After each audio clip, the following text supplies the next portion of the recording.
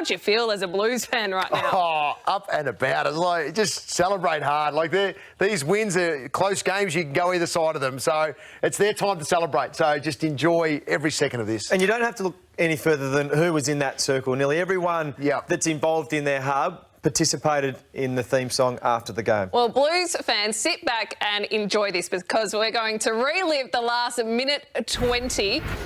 So this is Harry Mackay's shot at goal. Misses. That's okay. He got a second chance because Liam Jones takes the mark. Yeah, he did that a bit, hit the middle of the ball.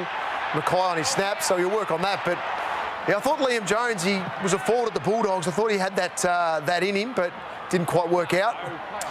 So this is where the free kick comes. No, sorry. So it's a re-entry. This is the re-entry. Yeah, and you can see what the Carlton players are trying to do. They're trying to keep momentum and edge it closer towards goal. And we thought that may have been out on the field, but this was a downfield free kick. This is the one where it's hard to adjudicate because the momentum from, I think it was Brayshaw on the mark, you can't stop your momentum in that instance. And yes, he does hit him late. So was that the right call? So, in the heat of the moment, probably. Now, looking at that, Gibbons was the closest to the ball. So you don't think Newnes should have taken it? I don't want to take it away from Jack Newnes at all, so I'm not going. But in the letter of who was closest player to where the ball went out of bounds on the full, it was Gibbons. Up his child. So I don't know where Jack Newnes was there. We'll have to try and look for Jack. So everything is high pressure, isn't it? I mean, from the players making decisions to the umpires making decisions. So it was a line ball call, the down the field free kick from Brayshaw, but it was paid. So and then the decision to award the ball to Newnes and maybe not Gibbons. Okay, so who was closest? So that's Gibbons on the lead there. Well, it was clearly Gibbons. Yep. So Newnes is next to him. Newnes is the one next to him. So the umpire, in all the confusion, came over and must have just identified that he thought Newnes was the closest. Not to say Gibbons didn't have it in him either, but that's just luck of the draw again, the way that it rolls for the Blues. But I still wonder how it went back to Newnes. He's standing next to the umpire now. I'm not too sure, because even Gibbons is calling for it. He's got his arms up. Yep. And he was pointing to Gibbons as well. So everyone thought it was Gibbons.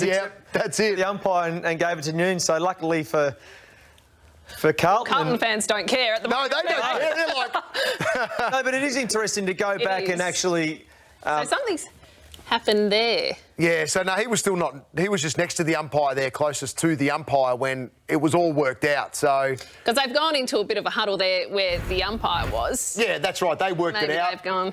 Yeah, Jack Newnes, your ball. So that's who he saw, and that's the decision that he made. We've got the benefit now going back and having a look and realising that Gibbons was the one who should have had the kick after the siren. But like you said, Carlton fans, just enjoy. We're not going to take it off you. No. It was brilliant. You have to feel good for players like Paddy Cripps when you see the way he was celebrating it. A guy who's poured his heart and soul into this club, and to be able to celebrate those wins with his team. Well, he was looking around for someone to pick up, and luckily for him, the guy that was standing next to him wasn't Levi Casbolt, it was Zach Fisher. So it became an easy task for him.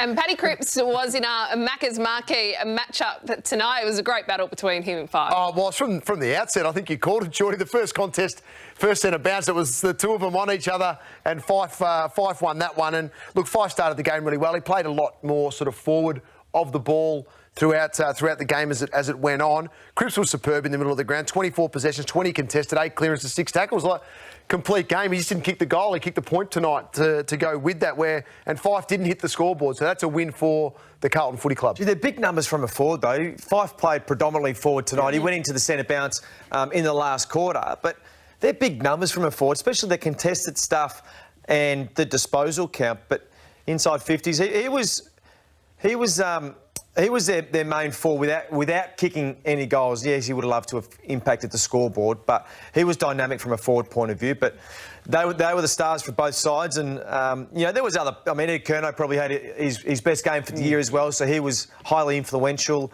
Mark Murphy was there.